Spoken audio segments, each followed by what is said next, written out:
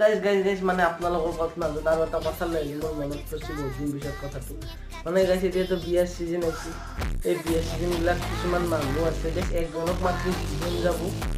তিনিজনক মাত্ৰ বহুতে ফেমিলিটো উঠাই হৈ যাব কি এইবিলাক কিন্তু ডেঞ্জাৰ চিষ্টেম দেই এতিয়া চিজনত মানুহে ৰাতি ঘৰত ভাত চাত নবনাই বিয়াতে খাব বুলি ঘৰত আকৌ নবনাই বিন্দাছ বিয়াত যাই কেনে খাই কেনে গুচি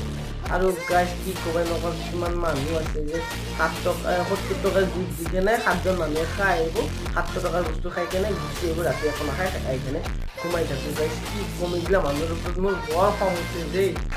আৰু গাইজ মই বহুত দিন ভিডিঅ' দিয়া নাছিলোঁ যদি মোৰ লগত আপোনালোকে সমৰ্থন আছে আৰু এইবিলাক মানুহ ক'ব গাইজ অলপমান বুজাব